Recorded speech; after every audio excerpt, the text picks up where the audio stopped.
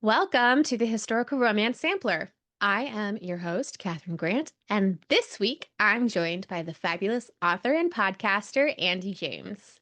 You heard her first in season 1, episode 12, and now she's back to talk about a new novel and her new podcast. Andie, thanks so much for coming. Thank you for having me, Catherine. I'm so excited to be back. I'm excited to revisit because episode 12 of season 1, I remember feeling like I was like, oh, I've done a lot of episodes now. But I look back and I'm like, wow, that was early. It was There's a very lot I early. didn't Yeah. know. Oh gosh, I'm still learning. So you're way ahead of me. Well, so for those of you who haven't met Andie before, here's a little bio about her. Andie has been a voracious reader her entire life, and after a 15-year career in student and academic development in higher education, she took a leap of faith and decided to try her hand at writing. Andie decided to start with a focus on historic romance, as she loves the fantasy inherent to the genre and the way a historical lens can provide a different perspective to understand contemporary issues. Andie lives happily in Fairview, Oregon. She loves living in the Pacific Northwest and feels invigorated by the beauty of the Puget Sound. There is nothing she enjoys more than curling up with a good book and some great coffee on a rainy day. Andie is also the host of First Encounter, a new podcast exploring both the foundations and the future of historical romance. Yes. Yay! Yay. So, Andie, last time you were here, you read hmm from Bequeathed. And Yes. now I noticed you're reading from a book now called Beguiled, and I noticed in the book description it's featuring as a side or as supporting characters the couple from Bequeathed. This is true. Yes. So this is from my series called The Beaumonts. So it's following members of the Beaumont family. So in the first book in the series, Bequeathed, that featured West is the Marquess of Hampton, head of the Beaumont family. So his love story with his wife Priscilla. And because it's a family, of course, they're connected. So they still are definitely making actually kind of a heavy appearance in this book because most of the book takes place on their estate. So, That's awesome. yeah. So, what should we know about Beguiled before you get into the So, reading? yeah, Beguiled is book two in the series. And our main characters in this are Alice and Ethan. And they're each cousins of the couple in the former book. So Ethan is the Beaumont in this book. He is the cousin to West, and Alice is Priscilla's cousin. Ethan has just started working as the estate manager for West, and she debuted the season before. She was unable to find a match. She's feeling a lot of pressure from her father to make a match quickly. So she is there to kind of get Priscilla's guidance a bit. And the chapter I'm going to read today for you is chapter 6. It's all from Ethan's perspective, but I guess what you need to know is that Priscilla has him working on overhauling the gardens at their estate. They're doing a major renovation, and she thinks the best way to help Alice is to give her a project.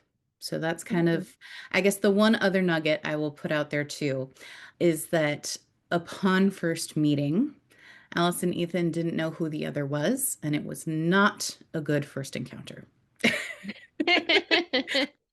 We love it. Yes. All right. So this is chapter 6 of Beguiled. You want me to do what? Ethan could hardly believe what Priscilla was asking of him. No, it was entirely too much. No, he repeated, turning towards West, imploring him for support. Tell her, West. You just told me it's time to hire a steward because I need to get out of the muck and into the office. Priscilla thinks this is important. Just work with Alice for a few days. What harm can it do? So much for West being on his side. The man was completely in love with his wife and willing to defer to her on the matter, which meant he'd have to come up with a way out of this on his own. I know I'm asking a lot of you, Priscilla said sweetly, turning her charm up to its full volume, but it really would mean so much to me. I understand the role you want me to play in this, but why on earth are you putting your inexperienced cousin in charge of a project that clearly means so much to you? Ethan was beyond puzzled by Priscilla's motivations. He knew she was invested in restoring the gardens, which is why he had spent time on them these past few weeks and was happy to do so, temporarily. But now she intended to place Miss Pembroke in charge of the design. While Priscilla was asking him to oversee the project, of course, he was almost certain her cousin knew nothing about such an endeavor. Alice needs a project. I think having this responsibility and being able to use her full creativity in the garden will do wonders for her. But you are correct. She will need supervision as an undertaking like this will be new to her. Please do this for both of us, Ethan. Letting out a prolonged exhalation, he shook his head in defeat. Fine, but she needs to do exactly what I say. I don't have time to add chasing her around to my responsibilities. I'll follow her plan if she will follow my orders. There was nothing Ethan loathed more than a change to his plans. He liked knowing how the day or even the week was going to unfold. This was a decidedly large wrench in how he'd envisioned the next fortnight playing out. He would have to curb himself from letting his frustration out on Miss Pembroke, though she might prove to be deserving of his ire. And he hoped that her arresting appearance wouldn't prove distracting to the men. Ethan, for his part, knew he was strong enough to resist such diversion, even if her pretty face had intruded into his thoughts multiple times since her arrival. But he wasn't sure everyone working for him possessed the same fortitude. Well, I guess it's a good thing I just wrote to Johansson and offered him the steward position. I'll need extra hands if I'm adding supervision to my schedule. Thank you. Priscilla flung her arms around him in gratitude, and Ethan was glad his cousin felt secure enough in his wife's affections to no longer show the possessive streak he'd once exhibited when her attention was shared with another man. It means more to me than you know, and I'm sure Alice will follow your direction without question, Priscilla said, releasing Ethan and beaming at her husband, whose lips twitched in amusement. But her face slowly changed, looking almost apprehensive when she added, I was thinking about asking Natalie to come for a visit as well. Interpreting his incredulity as his mouth fell slightly open, she hastened to add, Alice needs friends her own age around here, and you know as well as I that your sister would be a wonderful example of how to be principled amidst the objectionable morals of polite society. You must admit it's a brilliant idea. For Miss Pembroke, yes. But what do you expect poor Natalie to do? Should she cater to your cousin's whims as well? Of course not. Priscilla smacked his upper arm. She may sit around and read all day if she so desires, but you know she cares nothing about the ton or having a season, and I'd like Alice to see that perspective. Priscilla's eyes grew large and her tone beseeching. Though I know you consider her to be imperious, could this not serve as an education for her to reevaluate and see there are other things to value? Well, Ethan couldn't argue with that. He didn't like being handled by the lady, but she had outmaneuvered him. Pinching the bridge of his nose to stave off the impending pain of a megrim, he sighed in defeat. Very well, but if Natalie doesn't wish to come, you will not force the issue. And when and if she wants to leave, you will let her. I will not have my sister coerced. Of course not. It will be entirely up to Natalie. Both Hamptons were looking at him eagerly, waiting for his blessing of the plan. Do what you will. I am at your mercy. When should I expect to begin working with Miss Pembroke? I believe she's looking at plans with Matthias now, Priscilla offered. Yes, Ethan could most definitely feel a headache forming. No, I think we need to make this plot larger, said a distinctly feminine voice, conveyed as it floated on the breeze towards Ethan. Rounding the corner of the hedge, he found a clearly befuddled Matthias looking at Miss Pembroke as she considered the garden plans, gesturing towards the right side of the space the men had been clearing. There should be room for a path to wind around the perimeter, she added. This was entirely too much. Why are you changing my plans? Ethan growled, striding across the remaining distance to join the pair. Oh, Mr. Beaumont, Matthias exhaled, frame softening and relief palpable. The gardener raised his eyebrows in question, wide eyes begging for assistance. Miss Pembroke was sharing some of her ideas for the garden, but I wasn't quite sure where to begin. It was a diplomatic way for the head gardener to imply he had no idea if he should be heeding the young woman's instructions. Yes, I'll figure out the new plan and get back to you as soon as possible, Ethan said, hoping he sounded apologetic. I appreciate all the hard work you and your men have put into this. Miss Pembroke, if I might have a word. Matthias gave a small bow of his head before turning away, most likely relieved Ethan would be the one to deal with the demanding interloper. Meanwhile, Miss Pembroke was giving him a frosty glare as she rolled up the plans and turned more fully towards him. She opened her mouth to share what undoubtedly would be a tart remark, but Ethan preempted her. I understand that your cousin has placed you in charge of plans for the gardens, but that doesn't mean you can order my men about or make changes on a whim. All plans must run through me first, so the work may be divided in a sensible manner. Are we clear? Wisely, she gave a quick nod and pinched her lips together. Yet not even the space of 10 seconds had passed before she opened her mouth once again. I feel compelled to say, though, that you must treat me with respect in front of the men. How else will they follow my lead? They won't, Ethan ground out. They'll follow my lead, which is why you will run everything by me. That's hardly efficient, especially since Priscilla has placed me in charge. I'm only thinking of your time. She's placed you in charge of the plan, not my men, Ethan said, ignoring the mention of his time, as it was a blatant attempt to butter him up. And do you even have a plan? You can't simply look at the existing drawings and decide it doesn't suit. I won't have my men wasting time clearing more land when you don't even yet know what you intend to do with the space. He gestured to the right where she had indicated wishing for a pathway. It wasn't a bad suggestion, but he was hardly going to let the Harridan know that. I do have ideas of my own, Mr. Beaumont, she said, cheeks colored from his admonishment. I'm sure you do, but ideas don't exist until they are written down. Come back to me with a fully revised plan, and then we can discuss how to proceed. In the meantime, I suggest you leave the men to their already prescribed work. Well, I'd best get to work on that plan, then, she said pertly before turning back towards the house. Watching her retreat, Ethan breathed a sigh of relief, but he couldn't help thinking how becoming she had looked, with her cheeks flushed from heightened emotions. Ethan found himself to be much calmer that evening as he sat at his desk adding up numbers for the January reports that he owed West. He hadn't meant to lose his temper with Miss Pembroke earlier, but he was concerned that her new position involved with the garden was going to be a constant challenge to his sense of control. He craved things to be in order, and she posed a threat that could upend everything he had only recently put into place on the estate. Leaning back in his chair, Ethan rested his head on the back edge and rubbed his eyes. He had been working by candlelight for hours, and it was well past time to call it a night and rest for tomorrow. Standing and stretching, he picked up a plate with remnants of the dinner that the butler had kindly delivered earlier. He'd opted out of dinner for solitude to both finish his work and avoid Miss Pembroke. Now he'd returned the kindness by delivering the dishes and cutlery back to the kitchen. No need to make the maids deal with his mess in the morning. After leaving the dishes with the cook's assistant, Ethan made his way upstairs, intending to head to bed, and paused upon seeing a light on in the library. He peeked inside, expecting to find West, but what he saw instead astounded him entirely. Miss Pembroke was sitting at a table in the corner, surrounded by open texts. The light from the lamp beside her cast a glow on her cheek and exaggerated the graceful curve of her neck by the shadow her chin left in the angle of the beam.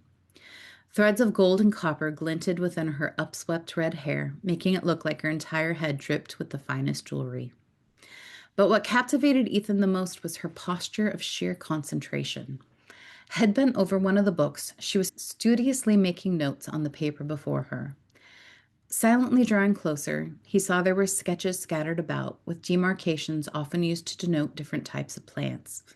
He realized she was devising the plans that he had accused her of not having, and she seemed to have been at the task for quite some time. Not wishing to startle her, he deepened his tread to make his footsteps audible behind her. Miss Pembroke lifted her head, turning to see who was disturbing her. I don't mean to interrupt. I just wondered who was in the library so late. What time is it? She asked, stifling a yawn within her inquiry. Just past midnight. I was heading to bed myself, and you probably should as well. Standing, she braced her hands behind her back and arched forward, throwing her head back in a stretch. Arms down, she rolled her head from side to side to loosen the muscles of her neck. He was amazed how indifferent she seemed to be in regard to propriety in this moment. unconscious of her movements when she had been so formal in their previous interactions. She must feel a certain level of comfort in her cousin's home, and he was oddly glad that she did not feel the need to remain constantly a check around him either. I'll be done soon, but it seems I need to finish a plan in order to be taken seriously, she said pointedly. Are all these books about garden? He asked, ignoring the jab and gesturing at the pile on the desk. Yes, thankfully the library contained quite a few. I've been renewing my familiarity with some of the history regarding trends in landscape architecture and studying popular forms and styles from the last century. Running her hand over the spine of a book near her, she looked back down at her own plan. I was inspired by some of the gardens at Althorpe House the other day when we attended Lady Spencer's soiree. Her gardens were designed by none other than Capability Brown. She gestured at another book, presumably about the designs of Brown, the famed landscape architect of the last century. Ethan walked over to the book and observed the clean lines in a drawing depicting one of the layouts. Is this the kind of garden you want to create? Ethan asked, flipping through the plans in the book. No, I don't think so. He looked up at Alice in surprise. You don't admire his work? Oh, of course I do. How could one not? It's beautiful. But but I'd imagined something a bit less traditional, less proper. It's so contained. She pursed her lips at the last word, her body now rigid as she spoke of the restraint in the design. Yet a second later, Ethan watched as Alice transformed before his eyes. Her shoulders sloped away from her ears, and her eyes became in focus as she stared at a spot on the bookshelf opposite her. I want a design that's allowed movement, that is freer, more, oh, what's the word? Wild, he supplied. No, not wild. Shaking her head, Alice returned her eyes to focus and met Ethan's, just less controlled by strict boundaries. Closing the book, she picked it up and exited the library with a quiet determination, leaving Ethan with the feeling that Miss Pembroke may not have been discussing her ideas for the garden at all. Lovely. We love a library scene. Yes, gotta have a library scene. I have lots of questions for you, including, but first we're going to take a break for our sponsors. Do you have a favorite bookstore? Mine is Q and Willow. I was one of their original Kickstarter backers, and I am always thrilled to have an excuse to go to Kew Gardens here in Queens to see what is new. Since I don't get there as much as I wish I did, I also love to use bookshop.org to support them. Bookshop.org is an online bookstore of print and ebooks. The magical thing is that when you check out, you get to choose a bookstore from their partners, and a portion of your purchase goes straight into that bookstore's wallet. When I need to order a research book, you can bet I'm putting it towards the Q and Willow account. The Historical Romance Sampler is a proud affiliate of bookshop.org, which means if you make a purchase there after following the link in my link tree, the podcast also gets a slice of that money, which helps me do things like pay for my editing software. Check out my link tree for official shopping lists of books featured on each season of the show, and go book shopping to support your favorite indie bookstore and maybe your favorite indie historical romance podcast. Do you love to read with your ears? I've got you covered. The Historical Romance Sampler is an official affiliate of Libro.fm, the audiobook store where every dollar you spend helps support indie bookstores. They've got a great selection of romance audiobooks that you can purchase or listen to with credits as part of a monthly subscription. Even better, I've created custom playlists featuring the Libro.fm titles that you heard here first on the Historical Romance Sampler. Head on over via the link in my bio to shop the playlists. And if you're signing up for the first time, use code HISTORICAL for an extra book credit. All right, I am back with Andie James, who just read from Beguiled, book Mhm. 2 in the Beaumont series, and it is out now because Yes. we are recording this the week before it launches, and this episode will be coming out, I think, in March. So go get it, go read it. So I remember you posted this on Instagram. You shared the description, and I was like, you Mhm. had me at ethical land management because that's in Yes. the blurb. Mhm. And we see that coming up a little bit in this scene that you just Mhm. read, where they are going to be at war with what is this garden design. Yeah. So I love the research of how people used land back then. Yes. Hmm. I also know that's tricky to get into fiction Yeah. in an interesting way. I'm not going to say I necessarily worked what that looks like into this book, but it's very much part of Ethan's motivation, and that is very much in the book. So for him, you saw it a little bit in that excerpt that I just read, but he is kind of grumpy about actually needing to work on the garden. He's like, my time could be so much better spent on these other projects that are actually important to the people who depend upon this estate and this land. And, it's revealed that the land hasn't been managed well previously, and he's really trying to get it there. And so I referenced the Year Without a Summer, which was after a big eruption in 1816, and it caused massive disruption to weather patterns that summer. And so all of Europe, and England in particular, was, well, the Northern Hemisphere, but really thrust into an unusually cold summer, and it just decimated crops. And so I referenced kind of how they were still trying to come back from that and revive things. He took the position with his cousin because he wants to try to give an example of a better and more fair and ethical way to manage this estate and try to make it an example for others.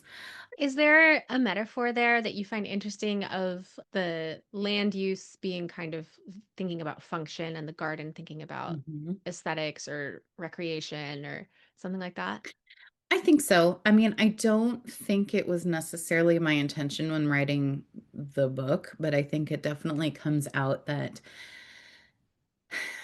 maybe it's me trying to justify myself right now, like the value of the work I'm doing when the world is burning down around us. That there's something to be said for being able to still find beauty and joy in what is around you. And so I definitely comment a little bit about how reviving this garden, like Priscilla and Alice see it as a way to bring kind of morale to all those who are linked to and connected to the estate, to have something to be proud of, to have a place where there's beauty and can kind of give them some mental reprieve. And I'm not gonna lie, I've been struggling lately with like, what am I actually doing to make a difference? And I think art and joy is a form of resistance and finding beauty in things, even when it's hard, even though, it's maybe not as direct. I think that we still need that. And so I think maybe some of that kind of wormed its way into this book as well. Absolutely. Well, it's a very valuable theme to explore and let the Mm. reader think about. Another thing that is hinted at in the blurb and also in this scene is Yes. this idea of classism and that Hmm. Alice is very snobby, or at least that's how Yes. Ethan perceived her.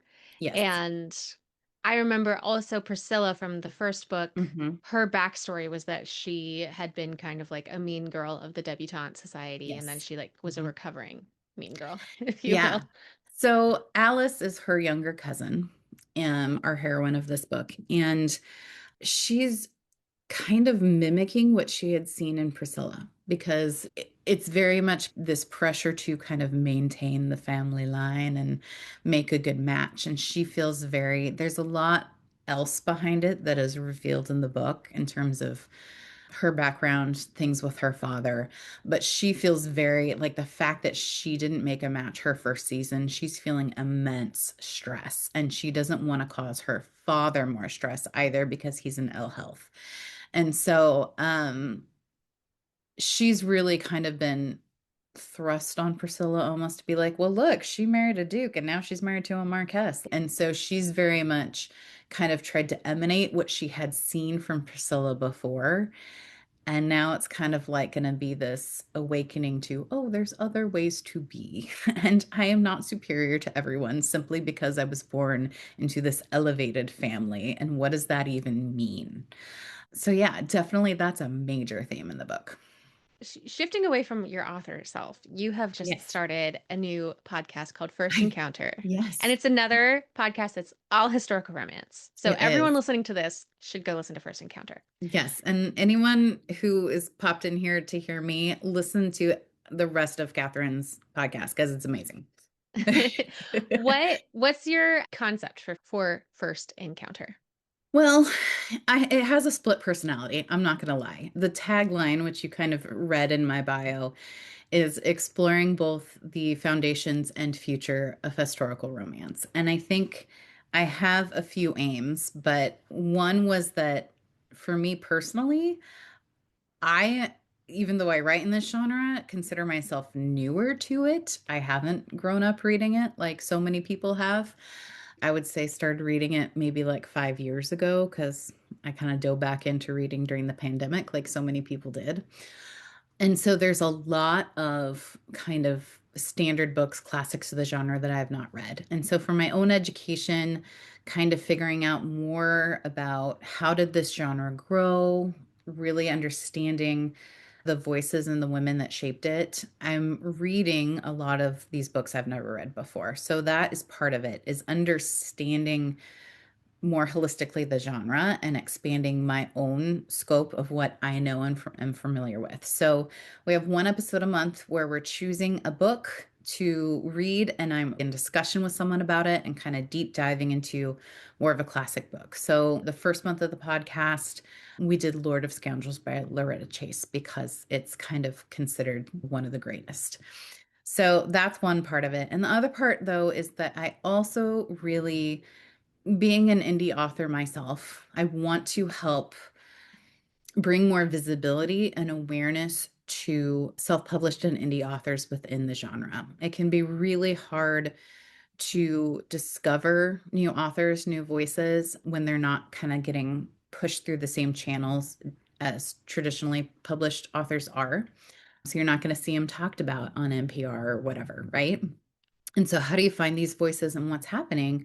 We've also seen that traditional publishing isn't lending quite as much support to historical romance currently. And so, a lot of what's happening within the genre, the ways in which it's changing and evolving, is happening in that indie and self published space.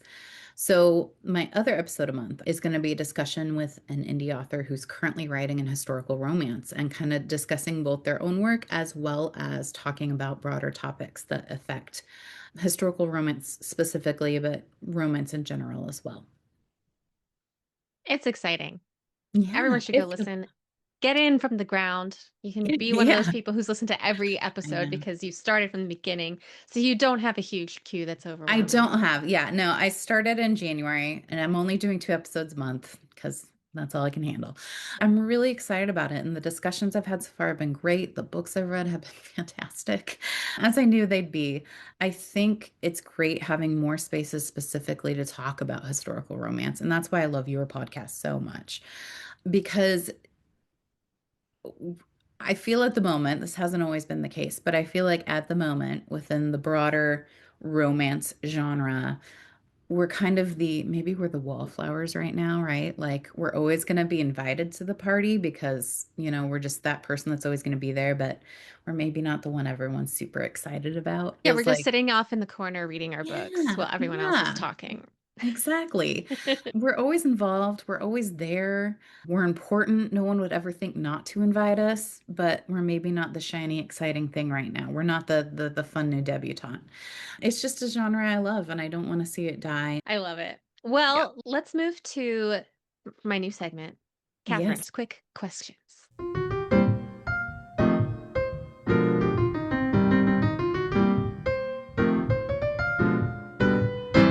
All right. If you had to use one of these words to describe your writing sensibilities, would you describe yourself as a realist, a comedian, or a fantasist? Realist, I think. I paused between that and the fantasist. Mm, Not comedic. That is not my strong suit. But I definitely want love stories that feel more real. I'm not the crazy plot girl. I'm not. I mhm. appreciate a crazy plot. That's just not what I write. But I think there is and you said this in my bio, like I think there is a level of fantasy in all historical romance a little bit because we can research, we can do things, but we're not living in that time. We're making this up. It's a story. We're setting it in history, but really we're kind of making it what we want it a little bit as well. And so I think there is fantasy in that, but I'm also not writing like romantasy.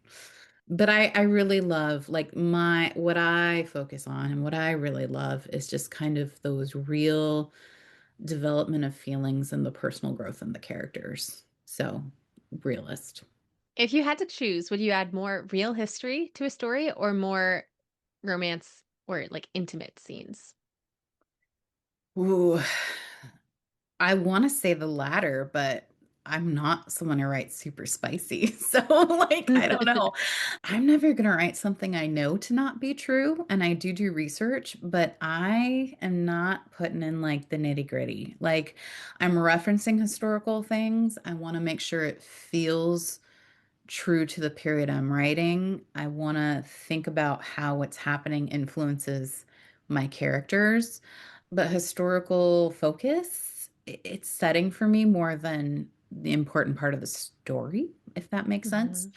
Mhm. And so I think for me, though, it's really all about those feelings and those emotions. And so while my books may not be super explicit. Like I'm really into like the feelings and the sensuality. And so I would lean towards the romance. Again, Yeah, well, not I quite. mean, I I think the library scene you read is a Mhm. very intimate moment between the Yeah. two of them that is Mhm. not sexually intimate. So, Yes. yeah. Yes. Okay. If you were forced to do a genre blend story, which Mm. crossover genre would you choose? Okay. So there are examples, mystery, fantasy, horror, sci-fi. There might be other Okay. genres out there that I didn't think about. I YA, think, children's. yeah, I would love to do mystery because I love reading mysteries. Like one of my favorite authors is Louise Penny, if anyone's familiar with her. I don't know if I have the brain for that, honestly. Like figuring that stuff out and making it like the key with mystery is it has to surprise you, but be obvious once it's revealed, right? Like it has to make sense, but also take you by surprise. And I honestly don't think I'm talented enough to do that. But yeah, I think blending with mystery would be great. I think what's more realistic, since I do actually have ideas, would be fantasy. Mhm. Um, I'm not going to pretend that there might not be a romantasy eking out of me someday. All right. And the final quick question Yeah. is, what does escapism mean to you? Oh gosh, escapism. I think being able to quiet the thoughts in my head and focus solely on what I'm doing. I am a thinker. My brain never shuts up. I woke up at 4 a.m. this morning and my brain was just like, "Meow."